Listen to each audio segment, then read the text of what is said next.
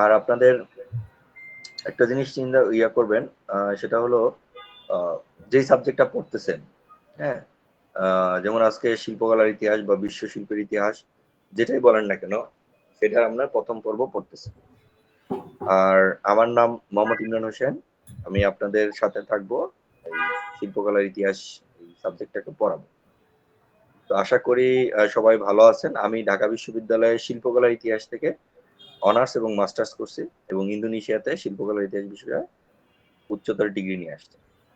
তো আপনাদের সাথে ক্লাস করতে পারে আমার মনে হয় যে ভালো লাগবে। সবাই মনোযোগ দিয়ে দেখবেন। যখন ক্লাস চলবে তখন একটা খাতা কলম নিয়ে লিখবেন।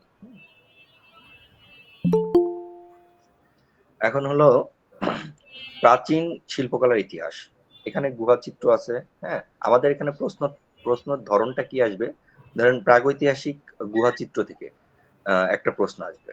এটা আপনার লিখিত, মানে মাস্ট আসবে। হ্যাঁ, প্রাগৈতিহাসিক গুহা চিত্র, এটা আপনার প্রশ্ন, ছোট বড় সব মিলে আসবেই প্রশ্ন।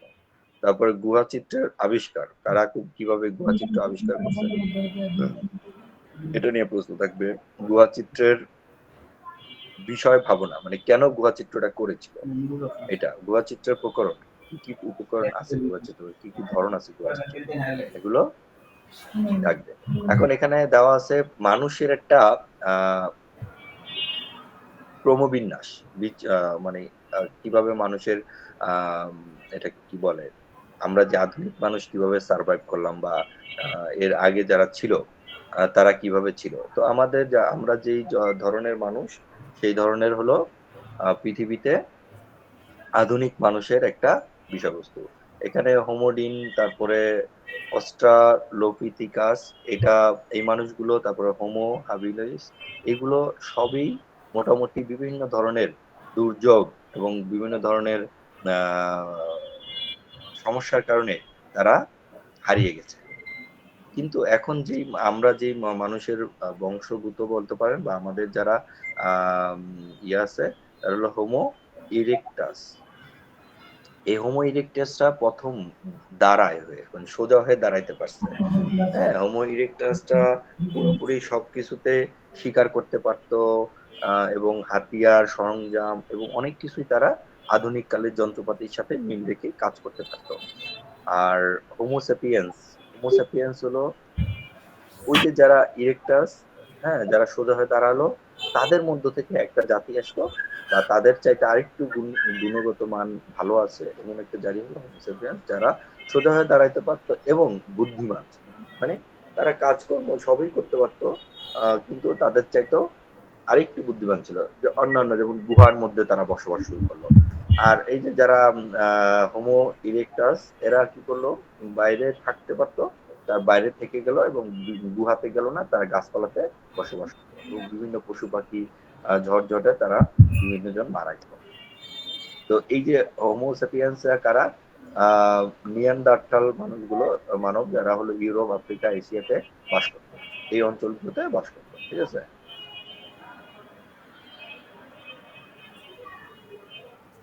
এই পাশে হলো হোমোসেপিয়েন্স আর হলো হোমো ইরেক্টাস। তো হোমোসেপিয়েন্স হলো এই যে দেখছেন অনেকটা মানুষের মতোই, হ্যাঁ, মানুষের বেশিরভাগই। আর হোমো ইরেক্টাস হলো অনেকটা বানরের মতো, হনুমানের মতো দেখতে। এটা মোটামুটি একটা পার্থক্য, এটা স্কালে পার্থক্য, মানুষের যে সেটাকে। এখানে হোমোসেপিয়েন্স আধুনিক মানুষের একটা ছবি দেওয়া আছে, এখানে যে দাঁড়িয়ে আছে আধুনিক মানুষ, নিয়ানডার্টালের, এরা আমাদের পূর্বপুরুষ, বা এরা গুহাতে বাস করার কারণে আমরা আমাদের এই যে বংশ পরম্পরা চলে আসছে। তো এই প্রজাতির মানুষগুলো অনেক বেশি বুদ্ধিমান এবং অনেক বেশি বাস্তববাদী ছিল। তো এখানে একটা যে ছবি দেখানো হচ্ছে, সেখানে হলো যে একেবারে এই যে কনসেপ্ট, এটাকে বলা হয় এই এই থেকে নেওয়া ছবিটা, যে বিবর্তনের ধারা, কিভাবে মানুষ কিভাবে বিবর্তন হলো সেগুলো নিয়ে একটা ছবি দিচ্ছে। আবার এখানে তারা কিভাবে বসবাস করতো আধুনিক কালে, তারপরে আবার এখানে কিভাবে চাষাবাদ করলো। হ্যাঁ, এই পুরোটারে বিবর্তনের ধারাটা এখানে দেখা যাচ্ছে।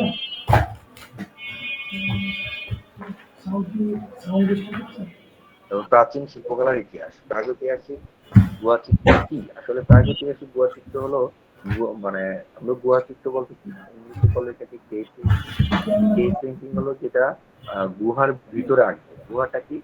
গুহা বিভিন্ন কারণে সৃষ্টি এক ধরনের প্রাকৃতিক আহ গহ্বর, যেখানে যেটা আসলে কোনো মানুষ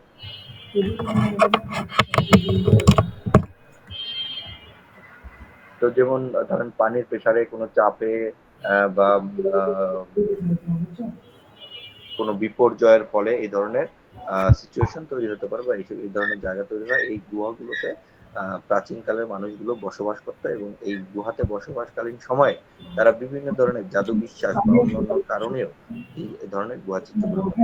গুহা চিত্র বলতে আমরা বুঝি প্রাকৃতিক গুহাবর মানুষ, গুহাবাসী মানুষ তাদের বসবাসের স্থানের সুন্দর সাজাতে এবং অন্যান্য বিভিন্ন দৃশ্য সাথে। তো এখানে যেটা লিখছে যে গুহা সাজানোর উদ্দেশ্যে আসলে একেবারে এটা পুরোপুরি সত্য না, কারণ গুহা সাজানোর চাইতে অন্যান্য কাজে, যেমন ধরেন তাদের বলা হয়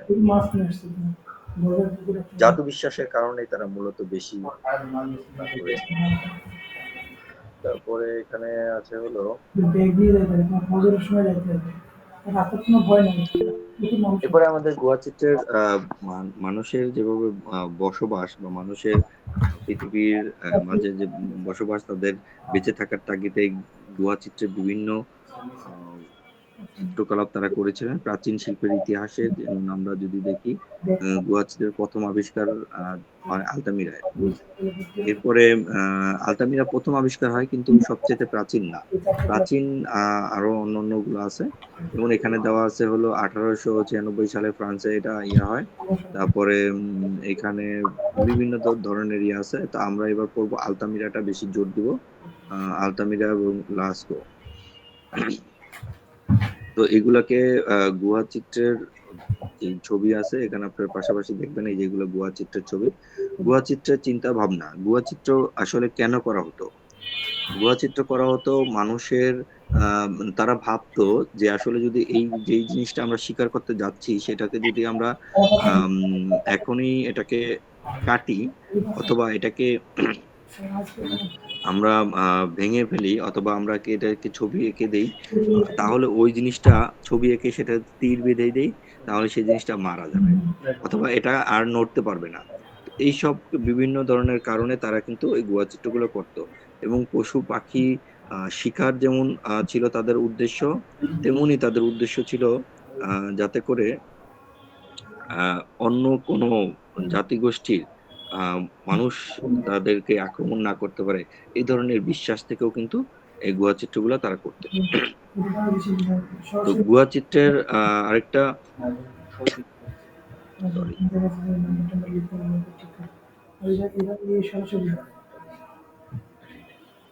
তো গুহা চিত্রের যেই বিষয়বস্তু সেখানে দেখতে পাচ্ছেন যে ঘোড়া, হাতি, মানুষ, হ্যাঁ, বিভিন্ন ধরনের প্রাণী, এগুলো দেখা যাচ্ছে।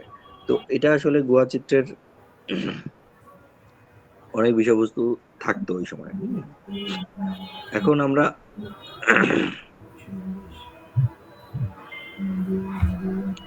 এখানে যেটা দেখতে পাচ্ছি,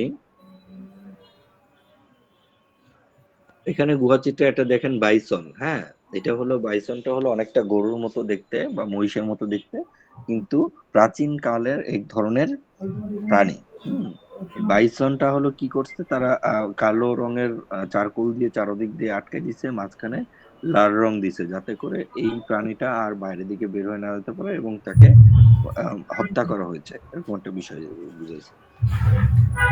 তো গুহা চিত্রে এখানে প্রকারভেদ দেওয়া আছে: শৈলী চিত্র, পেট্রোগ্রাফ, আর রক কার্ভিং। মানে পেট্রোগ্রাফ অথবা আচ্ছা, কেভ পেইন্টিং।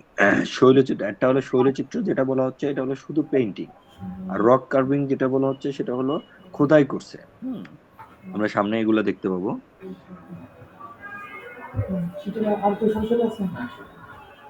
এখানে প্রাচীন শিল্পকলার ইতিহাসে গুহা চিত্রের প্রকারভেদে দেখেন, এখানে শুধু অলঙ্করণ ভিত্তিক যেই ছবি আঁকা গুলো আছে সেগুলাকে শৈলচিত্র বলতেছে। আর যেগুলো খোদাই করে খোদাই করে করে ছবিগুলো আঁকছে, এই যে এখানে খোদাই করে করে ছবিগুলো আঁকছে, সেগুলোকে রক কার্ভিং অথবা পেট্রোগ্রাফ বলতেছে। পেট্রোগ্রাফ। তো এখানে এই ধরনের ছবিগুলো মানে দুইটা একই ধরনের কাজ। এইটা মূলত হাড় অথবা কোনো শক্ত কোনো জিনিস দিয়ে তারা এই ধরনের ছবিগুলো আঁকত।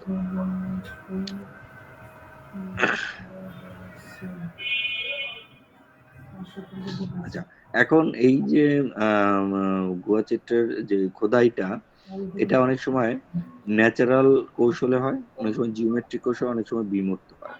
মানে আপনার যেই গুহা চিত্রের এটার ধরন বা গুহা চিত্রের যে আকার, যে বিষয়বস্তুগুলো, সেটা বিভিন্ন ধরনের হতে পারে। আচ্ছা, প্রাচীন শিল্পকলার ইতিহাসে এখানে দেখা যাচ্ছে যে ন্যাচারাল কৌশলে দেখেন এখানে যে মানুষ অথবা কোনো পশু পাখি বা কোনো রেখা, এগুলো দিয়ে মানে নর্মালি আঁকছে। হ্যাঁ, এখানে কোনো নিয়ম টিয়ম কানুন এগুলোর কোনো বালাই নেই। কিন্তু আমরা যখন জিওমেট্রিকে যাব, জিওমেট্রিকে কি হবে, জ্যামিতিক ফর্ম। হ্যাঁ, জ্যামিতিক ফর্ম যেগুলো দিয়ে আমরা ছবি আঁকবো, সেগুলোকে আমরা জিওমেট্রিক বলবো।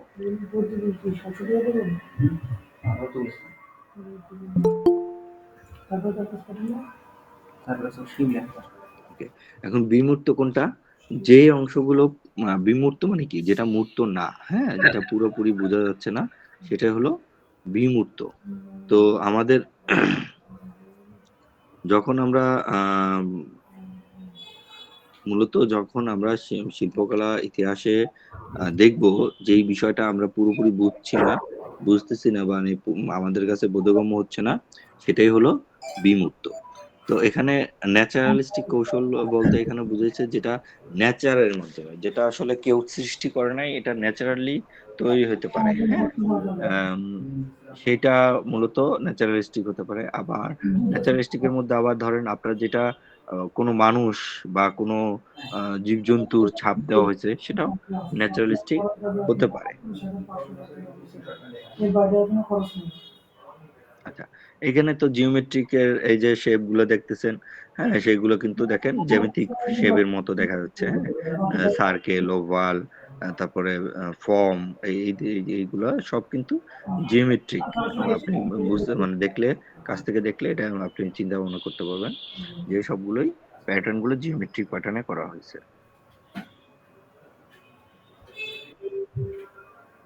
আচ্ছা, এটা হলো বিমূর্ত। বিমূর্তটা বেশিরভাগই হলো বোঝা যাচ্ছে না। হ্যাঁ, কালার দিয়েছে, ফর্ম আছে, সবকিছু আছে, কিন্তু এটা কিন্তু অস্পষ্ট।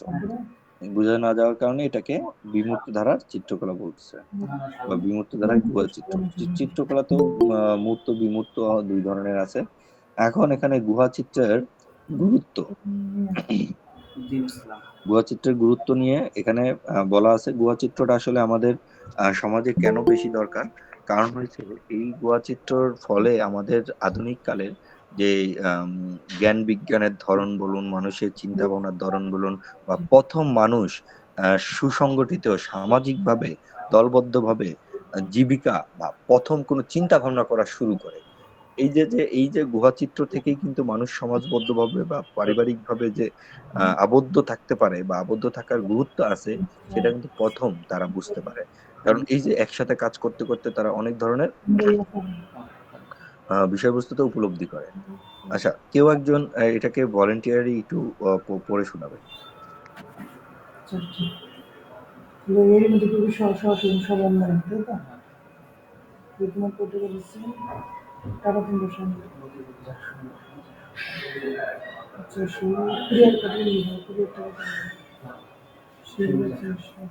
হ্যাঁ, হ্যালো, আপনারা কেউ আছেন লাইনে? জি স্যার, একটু এটা আসি পড়ে লাইনে। শোনান। আচ্ছা স্যার। দেখা যাচ্ছে আপনাদের এখানে? গুহাচিত্রের গুরুত্ব। প্রাগৈতিহাসিক যুগে মানুষের অঙ্কন করা গুহাচিত্র মানব সভ্যতার ক্রমবিকাশের একটি ঐতিহাসিক যাত্রাপথের নির্দেশনা পায়। তাই আজকের সময় ওই সব ঐতিহাসিক নিদর্শন ও করণ কৌশল জানা বিশেষ গুরুত্ব রাখে। ১. গুহাচিত্র থেকে আমরা সে সময়ের মানুষের জীবনযাত্রা সম্পর্কে জানতে পারি। ২. গুহাচিত্র থেকে আমরা প্রাগৈতিহাসিক যুগে মানুষের ভাষা, আনন্দ, দুঃখানুভূতি প্রকাশের ধরন জানতে পারি। ৩. জীবিকার জন্য তাদের শিকার, কৌশল, সংঘবদ্ধতা, দল বা গোষ্ঠী এবং অপ্রাকৃত কোনো শক্তির কাছে আত্মসমর্পণের পাশাপাশি প্রকৃতিতে জয় করার লড়াইকেও জানতে পারি। জি স্যার।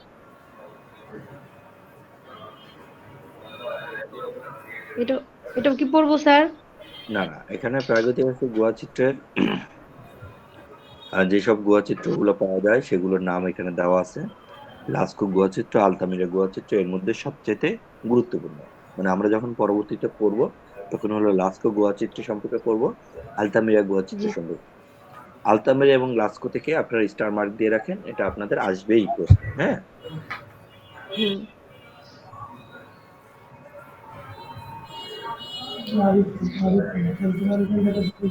এটা একটু পড়েন। জি স্যার। পৃথিবীর দেশে দেশে প্রাগৈতিহাসিক গুহাচিত্র। প্রাগৈতিহাসিক কালের গুহাবাসী মানুষ তাদের বাসস্থানকে সুন্দর করে সাজাতে অন্যের সাথে ভাব বিনিময় করার উদ্দেশ্যে গুহার দেয়াল এবং ছাদে যে বিশেষ চিত্র অঙ্কন করত তাকেই গুহাচিত্র বলা হয়। ১. গুহাচিত্র থেকে আমরা সে সময়ের মানুষের জীবনযাত্রা। ২. ভাষা, আনন্দ, দুঃখানুভূতি প্রকাশের ধরন ও ৩. তাদের জীবিকা, দলবদ্ধ জীবন এবং অপ্রাকৃত শক্তির কাছে আত্মসমর্পণ ও পাশাপাশি প্রকৃতিতে জয় করার লড়াইকেও জানতে পারি। জি স্যার।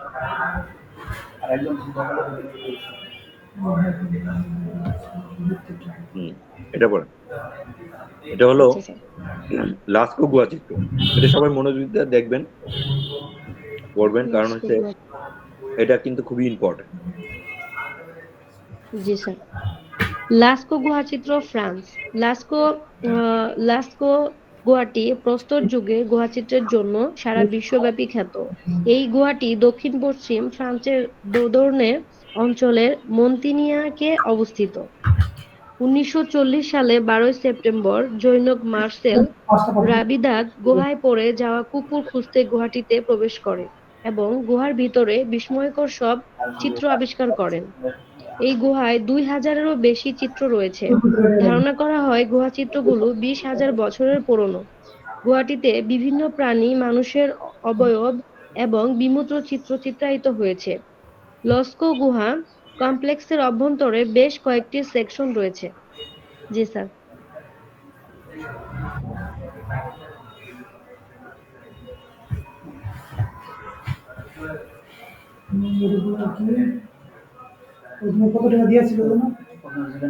সাউন্ড কমায়।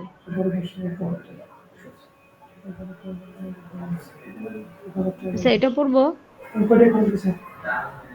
হ্যাঁ, এটা একটু পড়েন। সরি, আমার আনমিউট করে কথা বলতেছিলাম। আপনাদের যেই ছবিগুলো দেখাচ্ছে, এই ইয়াটা পড়ানো হচ্ছে, সেটা হলো গুহাচিত্র সম্পর্কে একটি প্রাথমিক ধারণা মাত্র। এই গুহাচিত্র সম্পর্কে আপনার আরো বিস্তারিত জানতে হবে, পড়তে হবে। এটার জন্য আমরা চেষ্টা করব আপনাদেরকে একাডেমিক পেপার সাবমিট করার জন্য বা একাডেমিক পেপার দেওয়ার জন্য। তবে আপনারা যদি এটাকেই মনোযোগ দিয়ে পড়েন বা মনোযোগ দিয়ে দেখেন, তাহলে অনেকটাই হুম। আপনার প্রশ্ন উত্তর দিতে পারবেন। কারণ অনেক সময় এটা ছোট প্রশ্ন আসে, বড় প্রশ্ন আসে। এই প্রশ্নগুলো আপনার নিজের মাথা থেকে খাটিয়ে লিখতে পারবেন। হ্যাঁ, এটা একটু পড়েন। জি স্যার। আলতামিরা গুহাচিত্র, স্পেন। আলতামিরা গুহাটি উত্তর স্পেনের কন্টাবিরাতে আন্তানিয়া দেল মার গ্রামের কাছে অবস্থিত। গুহাটি প্রথম আবিষ্কৃত হয় ১৮৬৮ সালে জৈন মোদেsto কুবিলাসের মাধ্যমে। প্রত্নতত্ত্ববিদ স্যান্ডি সাঁওতালো গুহার ভিতরে বিভিন্ন গুহাচিত্র দেখে এগুলোকে প্রাগৈতিহাসিক গুহাচিত্র বলে চিহ্নিত করেন। বর্তমানে গুহাটি ২৭০ মিটার লম্বা। গুহাটিতে ৩টি সেকশনে ভাগ করা হয়েছে, যথা প্রবেশদ্বার, পলিক্রম রুম এবং গ্যালারি। মানুষেরা বসবাস করত। প্রত্নতাত্ত্বিকেরা এখানে বিভিন্ন প্রাণীর হাড়ের অবশিষ্টাংশ, ছুরি, কোরালের মতো জিনিসের সন্ধান পেয়েছেন। বুঝলাম। আচ্ছা, তাহলে বোঝা গেল যে আলতামিরা গুহাটা তুলনায় অনেক বড়, তাই না? এবং এখানে জি যে স্যার। ছবিটা দেখা যাচ্ছে আলতামিরাতে দেখেন অনেকটাই সুস্পষ্ট। ছবিটা লম্বা। এই সময়টায় যেই ছবিগুলা পাওয়া গেছে বা তারা অনেকটাই দক্ষ। এই দক্ষতার কারণ বিভিন্ন হতে পারে যে তারা অনেক পরে এই ছবিগুলা শুরু করছে, অথবা এরকম হতে পারে যে তারা অনেক ধরনের জ্ঞানে সমৃদ্ধ ছিল। কারণ যাই হোক না কেন, দেখেন এখানে যে লাল রংটা দিছে পশুর ভিতরে এবং চারদিক দিয়ে আপনার এই ইয়া করে দিছে, এই কি বলে এটাকে, কালো বর্ডার দিছে। এর মানে হলো লাল রং দেওয়ার কারণে এই পশুটা রক্তাক্ত, এবং বর্ডারটা দেওয়ার কারণে বা কালো লাইন যে আউটলাইনটা দিছে এটা মানে হলো সে এখান থেকে নড়তে পারবে না, তাকে বন্দি করে রাখা হয়েছে। এই ধরনের কিছু জাদু বিশ্বাস তাদের ছিল বলে এই আলতামিরাটা হয়েছে। এটা আরেকটা গুহা চিত্র, সেটা হলো আমাদের ভারতীয় উপমহাদেশের অঞ্চলে, এই অঞ্চলে আমাদের এই গুহা চিত্রটা, এটাও মোটামুটি ইম্পর্টেন্ট একটা গুহা চিত্র। গতবার যেহেতু ওটা আসছে, এটাও আসার একটা সম্ভাবনা আছে। এটা নিয়ে আপনারা একটু পড়েন কেউ একজন। জি স্যার। ভীমবেটকার গুহাচিত্র ভারতের মধ্যপ্রদেশের রাজধানী ভোপাল থেকে ৪৫ কিমি দক্ষিণে রাজশাহী জেলার ভীমবেটকায় পাওয়া ভারতের প্রাচীনতম এই স্থানটি ১৯৫৭ সালে আবিষ্কৃত হয়। এখানে ৭০০-টিরও বেশি শৈলশ্রয় পাওয়া গেছে। ভীমবেটকা গুহাতে ভারতের প্রাচীরের উপর যে চিত্রগুলো পাওয়া যায় তা নিঃসন্দেহে ভারতীয় উপমহাদেশের প্রাচীন শিল্পকর্মগুলোর মধ্যে উল্লেখযোগ্য। এখানে প্রাপ্ত কিছু কিছু চিত্রের বয়স খ্রিস্টের জন্মেরও প্রায় ৩০,০০০ বছর আগেকার। ২০০৩ সালে ইউনেস্কো ভীমবেটকা গুহাকে বিশ্ব ঐতিহ্যবাহী স্থান হিসেবে ঘোষণা করে। ভারতীয় পুরাতত্ত্ব বিভাগের নথিতে এই স্থানটির প্রথম উল্লেখ পাওয়া যায় ১৮৮৮ খ্রিস্টাব্দে বৌদ্ধ মঠ হিসেবে। জি স্যার। ওকে, এটা একটা ভিট, যেহেতু ভিট মানে হলো যে ভিটা, বৌদ্ধ ভিটা। বৌদ্ধ ভিটা হলো বৌদ্ধদের প্রত্নতত্ত্ব স্থান, যেটা হলো প্যাগোডা আধুনিক কালে, বা আগে হলো ভিটা ছিল উঁচা কোনো স্থান। আমরা যেমন গ্রামে ভিটা বলি না, ভিটা জমি, এটা হলো কোন একটা উচ্চ স্থানে তারা বসবাস করতো। এটা আর একটা গুহাচিত্র হলো সোভে, এটা একটু পরে। জি স্যার। সোভে, ফ্রান্স। সোভে গুহায় রয়েছে বিশ্বের অন্যতম প্রাচীন চিত্রগুলো। এটি দক্ষিণ ফ্রান্সের রোন আলেপস অঞ্চলে অবস্থিত। রেডিও কার্বন ডেটিং সিস্টেমে জানা যায় এর চিত্রগুলো প্রায় ৩২,০০০ বছর আগের আঁকা। ১৯৯৪ সালের ডিসেম্বর মাসে যে ম্যারি সোভে এই গুহাচিত্র আবিষ্কার করেন। তিনি এবং তার গুহা পরিব্রাজক দল নদীর ধার দিয়ে হাঁটছিলেন। এ সময় তারা গুহা থেকে আলোর রেখা দেখে গুহার ভিতরে যান এবং বিস্ময়কর চিত্রগুলো আবিষ্কার করেন। গুহার দেওয়ালে ১,০০০-এরও বেশি চিত্র রয়েছে, যেগুলো এঁকেছিলেন প্রাচীন প্রস্তর যুগের মানুষেরা। জি স্যার। এই যে যে গুহাটা দেখেন, এই গুহা চিত্রের বেশিরভাগই কিন্তু কার্বন বলতে কালো যে আমাদের কয়লা আছে, কয়লা দিয়ে কিন্তু আঁকছে। এটা কিন্তু আলতামিরার অনেক আগে আঁকার কারণ হচ্ছে এখানে তখনও রং টং এরকম ভাবে ব্যবহার করতে পারে নাই। তো এই এই ম্যাটেরিয়ালস এর যেহেতু রং তখনও আঁকতে পারে নাই, এর মানে হলো এটা কিন্তু আরো বেশি প্রাচীন।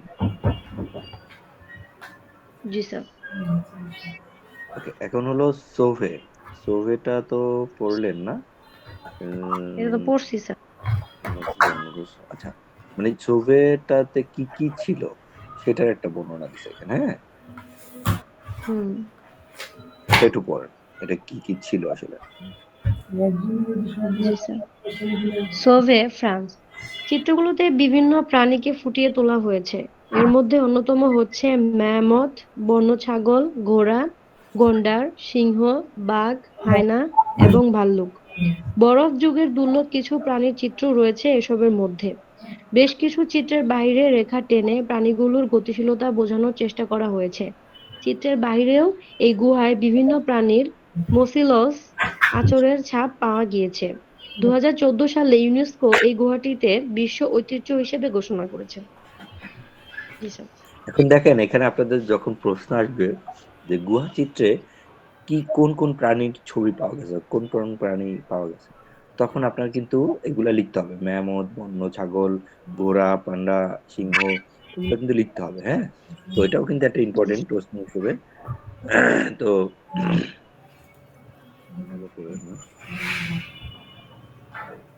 এটা একটা গুহচিত্র, এটা পাওয়া গেছে অস্ট্রেলিয়াতে। হ্যাঁ, অস্ট্রেলিয়ার গুহচিত্রের এটাও মোটামুটি শোনা যায়।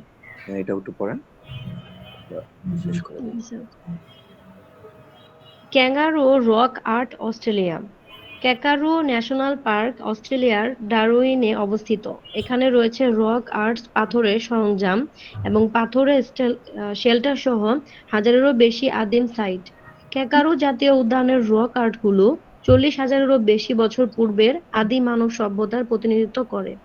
ক্যাঙ্গারুর প্রাচীন শিল্প মূলত শিকার, ধর্মীয় আচার-অনুষ্ঠান এবং বিভিন্ন সময়কাল থেকে বসবাসরত বিভিন্ন আদিম জনগোষ্ঠীর সামাজিক জীবনকে উপস্থাপন করে। ক্যাঙ্গারু গুহার প্রাচীন চিত্রটি আঁকা হয়েছিল 20,000 বছর আগে। আচ্ছা, এই নামগুলো আচ্ছা ওকে। এখন হলো বিশ্বশিল্পীর ইতিহাস। এটা আসলে আমাদের বিশ্বশিল্পীর ইতিহাস আমরা যখন পড়বো আরো ডিটেলসে পড়বো, এখানে জাস্ট একটা আমরা আসলে কি কি পড়বো সামনে, হ্যাঁ, সেটার একটা প্রাথমিক একটা ধারণা, এগুলো বিস্তারিত আমরা ধারণা পড়বো। প্রত্যেকটা আমরা বড় বড় প্রশ্ন এগুলো তো থাকবে। পিডিএফ দেওয়া হবে, তাই না, স্যার? হ্যাঁ, পিডিএফ দেওয়ার চেষ্টা করবো, পিডিএফ আপনাদেরকে দিয়ে দেওয়া হবে। আপনারা পিডিএফ দেখে দেখে এখন থেকে পড়ে নেবেন প্রত্যেকটা বিষয়ে। যেমন এই যে মিশরীয় সভ্যতা, এটা নিয়ে প্রশ্ন থাকবে, মেসোপটেমিয়া সভ্যতা এটা নিয়ে প্রশ্ন থাকবে, সিন্ধু সভ্যতা, এটা এগুলা জি তিনটাই স্যার। গুরুত্বপূর্ণ, খুবই খুবই গুরুত্বপূর্ণ। এগুলো নিয়ে যে পিডিএফ গুলো থাকবে নিজের মতো লিখে একটা হ্যান্ড নোট তৈরি করে ফেলবেন, যাতে পরীক্ষার আগে কোনো চাপ নিতে না হয়, ঝামেলায় পড়তে না হয়। হ্যাঁ, আমি চেষ্টা করবো দ্রুতই আপনাদেরকে একটা পিডিএফ দেওয়ার জন্য। ওকে, স্যার এখন যে ক্লাসটা আপনি করতেছেন, যেগুলো আমরা মানে এক একজন পড়তেছি, এগুলোই কি খাতায় লিখবো না আপনার কথাগুলো মনোযোগ দিয়ে শুনবো? মনোযোগ দিয়ে শুনবেন এখন, আর যেই পয়েন্ট গুলো আমি বলবো ভেরি ভেরি ইম্পর্টেন্ট, সেইগুলো শুধু লিখে রাখবেন যে এইগুলো ইম্পর্টেন্ট বলছে স্যার। স্যার হ্যাঁ, এত এরা মানে এখনই তো এত তাড়াতাড়ি তো লিখা যায় না, মনে করেন আপনি তো মানে পড়া শেষ হলেই দেখা গেছে যে আরেকটা পেজ আইসা পড়ে, তো ওই লেখাটা শেষ হয় না, দু তিন সব সব লিখবেন না, আপনি শুধু ইম্পর্টেন্ট আমি কি বলছি, যে মেসোপটেমীয়, মিশরীয়, সিন্ধু, এই তিনটা ওয়ার্ড লিখে রাখলেন। বুঝছি স্যার, তারপরে শুধু ওয়ার্ডগুলো লিখে রাখবো, পরে হ্যাঁ পিডিএফ দিলে কোনো খাতায় লিখবো। আসসালামু হ্যাঁ আলাইকুম স্যার। জি বলেন। হ্যালো, হ্যাঁ বলেন। আসসালামু আলাইকুম স্যার। জি ওয়ালাইকুম আসসালাম। মনে করেন স্যার, এই যে আপনারা যে একটা শীট দিবেন, আমরা তো হ্যাঁ, পড়াশোনা করছি অনার্স লেভেলে, প্লাস আমাদের হুম, স্যারে মানে ডিপার্টমেন্টে শীট দিছে মানে সুন্দর করে তৈরি করে। হ্যাঁ, হ্যালো, হ্যান্ড রুট। হ্যালো, হ্যাঁ, হ্যাঁ বলেন। হ্যাঁ স্যার, এটা কি আমাদের কি আমরা কবে পাইতে পারি? এই মাসে পাইবো? হ্যালো, এই মাসে পাবেন, আপনাদের ক্লাস শেষে দেওয়া হবে, কিন্তু আপনি যে অনার্সে যেভাবে পড়ে জি স্যার। আসছেন, হ্যাঁ, জি স্যার, এটাই ওইভাবে ওইভাবে আমরা তো নোট মনে করেন আসি হলো এটা বাইরে স্যার, আমাদের তো আপনাদের আপনাদের যেটা করা হবে, এখন যেহেতু আপনার অনার্স মাস্টার্স করে আসছেন না, এখন কিন্তু আপনারা সবাই কিন্তু শিক্ষক। হ্যাঁ, আপনাদের তো আর বোঝানোর কিছু নাই, কিন্তু একটা জিনিস আপনারা মাথায় রাখবেন, সেটা হলো যে আপনাদের যখন যে পিডিএফটা দেওয়া হবে, সেই পিডিএফটার মধ্যে আমি যে গুরুত্বপূর্ণ শব্দগুলো বলবো সেইগুলা মার্ক করবেন। আমি তো পিডিএফটা দেবো পুরোটাই, তখন এগুলা মার্ক করে করে ওইগুলা নিয়ে একটু বেশি পড়বেন। সবাই কিন্তু পড়তে হবে, মানে সব বলতে আপনাদের অনেক বেশি কিছু দেওয়া হবে না, অল্প জি অল্প স্যার। জিনিস দেওয়া হবে, সেগুলো পড়বেন। আশা করি জি এগুলোর স্যার। মধ্যে কমন পড়বে। হ্যাঁ, ওকে স্যার। যেমন আপনাদের এখানে যা পড়ানো হবে সব ওকে, আচ্ছা স্যার। 100% পড়বেন, আপনাদের অতিরিক্ত কোনো কিছুই পড়ানো হবে না। ঠিক আছে, না না, জি আচ্ছা স্যার। জি স্যার। আপনাদের চিন্তা করার কোনো আচ্ছা। কারণ নেই। কারণ আমরাও স্যার, চাই। যত শর্ট সিলেবাস দেওয়া যায় তত ভালো। হ্যাঁ, হ্যাঁ, হ্যাঁ, যত শর্ট শর্ট সিলেবাস দেওয়া যায়, কারণ আপনাদের যে কোর্স আপনারা পড়তেছেন, সেই জি কোর্স হলো আমরা 6 বছরে পড়ছি। তো 6 বছরের কোর্স আপনার 6 মাসে শেষ করা তো কোয়াইট ইম্পসিবল। অনেক চাপ। তবে জি স্যার। আমরা চেষ্টা করতেছি যাতে করে যেগুলো আপনাদের না পড়াইলেই না, এবং আপনারা যাতে একটা সুন্দরভাবে বুঝতে পারেন অন্তপক্ষে, হ্যাঁ, বোঝার মাধ্যমে যেটা জি হয় স্যার। সেটা করে স্যার, আপনাদেরকে মোটামুটি স্যার বেসিকটা ঠিক রেখে তারপরে একটু সারাংশ যদি হালকা কিছু জি বোঝায় স্যার। তাহলে কি বুঝতে হ্যাঁ হ্যাঁ, না ওকে আপনাদের যেগুলা প্রশ্নে আসে পরীক্ষায় আসে শুধু সেগুলাই পড়ানো হচ্ছে, এর বাইরে কোনো কিছু পড়ানো হবে না। হ্যাঁ, ওকে, একটু এটা দ্রুত পড়ো। করবো স্যার আমি হুম করবো হুম, করবো আমি পড়েন। স্যার। বিশ্ব হ্যাঁ, পড়ে শিল্পের ফেলবেন, ইতিহাস, অনুমতি নেওয়া লাগবে না, যে পড়তে পারবেন আগে শুরু করে দিবেন। বিশ্ব শিল্পের ইতিহাস, বিশ্ব শিল্পের ইতিহাস, বিশ্ব শিল্পকলার ইতিহাস। শিল্পকলার যে ইতিহাস পৃথিবীর বিভিন্ন প্রান্তের প্রাচীন সভ্যতাগুলোর ভৌগোলিক, রাজনৈতিক, সাংস্কৃতিক ধারণা লাভ করা যায়, সেটি বিশ্ব শিল্পের ইতিহাস। এই ইতিহাস অধ্যয়নের মাধ্যমে আমরা এই সারা বিশ্বের প্রাচীন সভ্যতাগুলোতে কিভাবে শিল্পের নানা দিক, যেমন চিত্র, ভাস্কর্য ও স্থাপত্যকলার বিকাশ লাভ ঘটেছিল, সে সম্পর্কে বিস্তৃত জ্ঞান অর্জন করতে সক্ষম হব। বিশ্ব শিল্পকলার ইতিহাসকে প্রাগৈতিহাসিক, প্রাচীন ও আধুনিক বিভিন্ন কাল পর্বে আলোচনা করব। প্রাচীন শিল্পকলার ইতিহাস অধ্যয়ন করে আমরা প্রাচীনকালের সভ্যতার বিকাশে মানুষের সমাজ, সংস্কৃতি ও শিল্পের যে বৈচিত্র্যপূর্ণ জ্ঞান নিহিত রয়েছে সে সম্পর্কে ধারণা প্রদান।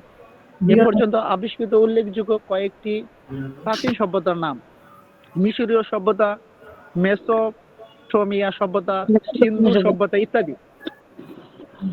জি স্যার। হ্যাঁ, তাহলে আমাদের শিল্পকলার এখন এটা একটু পড়েন কেউ। প্রাচীন শিল্পকলার ইতিহাস। শিল্পকলার ইতিহাস অতি প্রাচীন। বস্তুত পক্ষে মানবজাতির ইতিহাস ও শিল্পকলার ইতিহাস প্রায় সমবয়সী। গুহাচিত্র থেকে শুরু করে চিত্রকলা ও ভাস্কর্য কলার চর্চা শুরু হয়েছে। বলতে গেলে পৃথিবীর বুকে মানুষের পদচারণার প্রায় সঙ্গে সঙ্গে বড় বড় সভ্যতার বিকাশের সঙ্গে শিল্পকলার বিকাশ বিশেষভাবে সম্পর্কিত। প্রায়শই একটি সভ্যতার উৎকর্ষ বিশেষভাবে ওই সভ্যতাকালের শিল্পকলার উৎকর্ষ দ্বারা বিবেচিত হয়ে থাকে।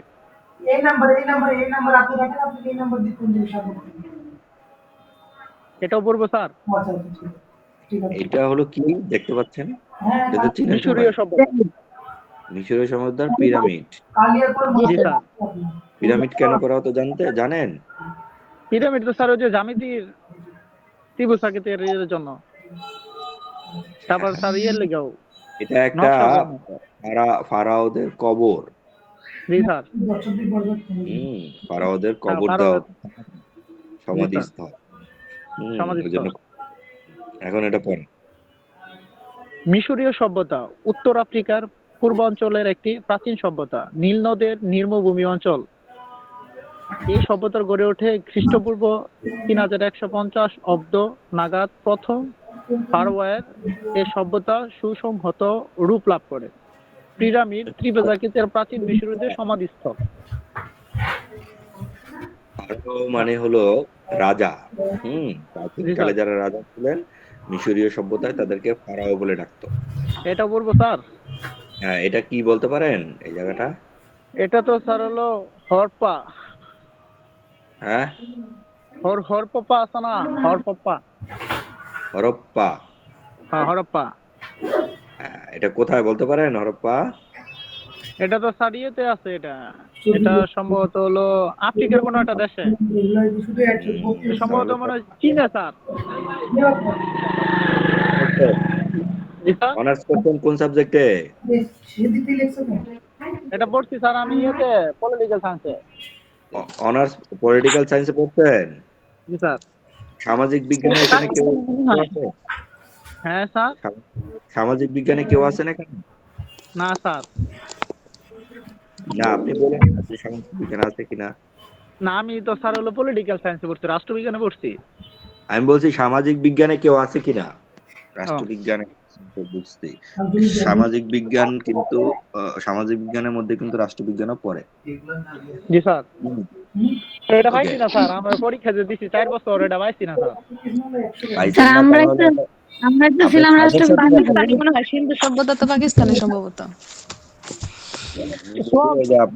কথা কম বলেন। সাজেশন নিয়ে পড়লে এটা পাবেন না। হ্যাঁ, কারণ মনোযোগ ইয়ে করে বলতে হবে। শোনেন, সিন্ধু মানে কি? সিন্ধু নদের নাম শুনেন নাই? জি স্যার। জি স্যার। জি স্যার। সিন্ধু নদ কোথায়? আমাদের এই অঞ্চলেই তো, স্যার ভারতীয় বুঝছি উপমহাদেশে। নাই। হ্যাঁ, এগুলা তো সাধারণ জ্ঞান। তো সিন্ধু মানে কি? আমাদের এই অঞ্চল। সিন্ধু, হিন্দু এ থেকে আসা না? এই শব্দগুলো তো প্রায় সমসাময়িক। তো সিন্ধু নদের অববাহিকায় যেই সভ্যতা গড়ে উঠেছিল সেটা হলো সিন্ধু সিন্ধু সভ্যতা। সভ্যতা। এই সিন্ধু সভ্যতা হলো কি কোথায় অবস্থিত?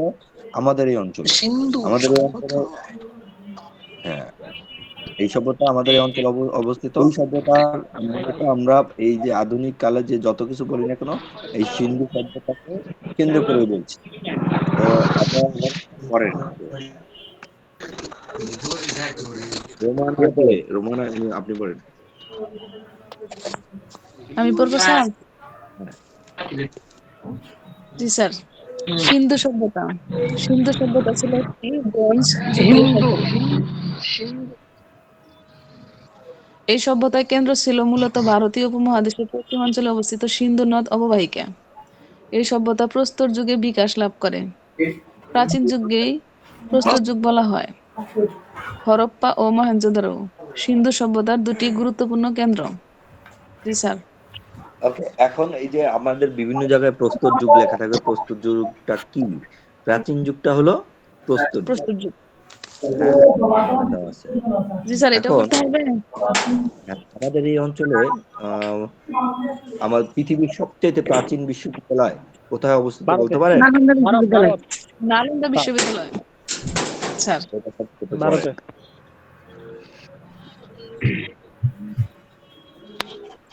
স্যার এটা পড়তে হবে। হ্যাঁ, পড়েন। পড়েন ম্যাডাম। লেখা তো অনেক ছোট ছোট। আচ্ছা, না, ছোট গলায় বলুন না ম্যাডাম। করলে পরে না। এই হ্যাঁ, কাজী মোহাম্মদ স্যার, ভাই, এত আপনি দেখাই দিতেছেন silent না। থাকুন। এত কথা বলতে কি হবে বুঝা যাবে? আপনারা সবাই যদি কথা বলেন। প্লিজ, সবাই কথা বলতেছে। কাজী আচ্ছা মোহাম্মদ আচ্ছা ভাই, আপনি এই- silent আচ্ছা থাকেন। শোনেন, আচ্ছা শোনেন শোনেন শোনেন, সবাই একটু শোনেন। এই সূচি আপনি পড়েন। পড়া যাচ্ছে? আপনার দেখা যাচ্ছে? আমি দেখতে পারতেছি স্যার। আচ্ছা, আমি পড়ছি, আচ্ছা শোনেন। স্যার। এটা হলো নালন্দা বিশ্ববিদ্যালয়। এই নালন্দা বিশ্ববিদ্যালয় হলো ভারতের উপমহাদেশের একটি বিশ্ববিদ্যালয়, যেটা মূলত প্রাচীন কালের বা পৃথিবীর সবচাইতে প্রাচীনতম একটি বিশ্ববিদ্যালয় হিসেবে খ্যাত। এই বিশ্ববিদ্যালয় দিয়ে দেখা যায় যে আমরা জাতিগতভাবে, সভ্যতাগতভাবে অনেক বেশি আগানো ছিলাম সারা বিশ্বের কাছ থেকে। আমরা বিভিন্ন এখন যে হার্ভার্ড অক্সফোর্ড বিশ্ববিদ্যালয়ের কথা শুনি, এই হার্ভার্ড অক্সফোর্ড বিশ্ববিদ্যালয় থেকেও বেশি প্রাচীন হলো এই লালন্দা বিশ্ববিদ্যালয়। লালন্দা বিশ্ববিদ্যালয় 1200 খ্রিস্টাব্দ পর্যন্ত এটি একটি হিন্দু খ্রিস্টান বুদ্ধদের মহাবিহার হিসেবে পালিত হচ্ছিল। কিন্তু এখানে কিন্তু আধুনিক কালে যে বিদ্যাগুলো আমরা নিচ্ছি সেই বিদ্যাগুলো, উচ্চশিক্ষা সেখানে দেওয়া হতো। এইটা ভারতের বৈদিক এবং তক্ষশিলার আম, আহ, অঞ্চলে অবস্থিত, এবং এটা মূলত 1200 সালে ইখতার উদ্দিন মিস্টার বখতিয়ার খিলজি উনি ভারত দখল করতে আসেন। তখন তিনি এই যে মুসলমানদের এই লুণ্ঠনের কারণে আমাদের এই নালন্দা বিশ্ববিদ্যালয় ধ্বংসের মুখে চলে যায়। শত শত বুক, শত শত বই তারা আগুন দিয়ে পুড়িয়ে দেয় এবং সেগুলো শেষ করে দেয়। জি স্যার। হ্যালো, হ্যাঁ স্যার, আচ্ছা আপনারা শুনছি। সাউন্ড করবেন না প্লিজ। হ্যাঁ, মিউট করে রাখেন ওই যেগুলো যারা সাউন্ড করতেছেন। নূর, আপনি মিউট করেন। নূর, আপনি মিউট করেন।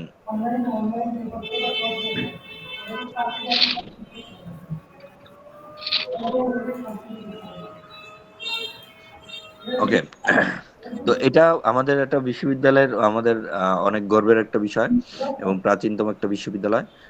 সেজন্য আমরা আসলে আহ, গর্ববোধ করি এই ধরনের কার্যকলাপে। আমরা আজকে যেটা দেখলাম, শিল্পকলার ইতিহাস, শিল্পকলার ইতিহাসের পঠন পাঠন এবং শিল্পকলার ইতিহাসটা আসলে আমাদের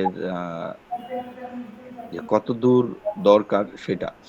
তো আমাদের আরেকটা জিনিস আমরা দেখব, সেটা হলো যে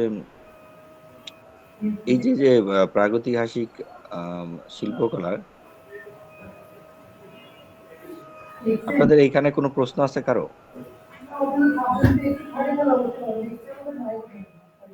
কারো কোনো প্রশ্ন আছে?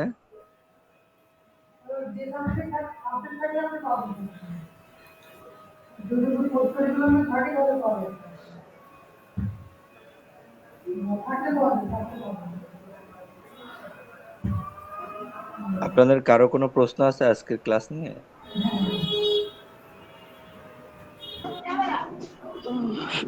স্যার ওইরকম কোনো প্রশ্ন নাই, কিন্তু আমরা তো নতুন, তো স্যার আর শিখতে হবে আমাদের আর কি স্যার, মানে প্রশ্ন আমার ব্যক্তিগতভাবে নাই, শিখতে হবে স্যার আমাদের। আচ্ছা, শিখলেন, সমস্যা নেই, আমরা যে পিডিএফ দিব সেটা পড়বেন। আর আপনাদের ক্লাসের আরেকটা জিনিস বলে দেই, ক্লাসের শেষে যদি পিডিএফ দেওয়া হয় সেটা ওই দিনে পড়ে ফেলবেন, চেষ্টা করবেন যতদূর পারবেন পড়বেন, যতদূর না পারবেন তত হ্যাঁ চেষ্টা স্যার, করে যাবেন। পিডিএফ কি আজকে দিবেন না কালকে, মানে যেদিন ক্লাস হবে পরের দিন না ক্লাসের পরেই? আপনাদের পিডিএফটা এখনই দিয়ে দিচ্ছি, যেটা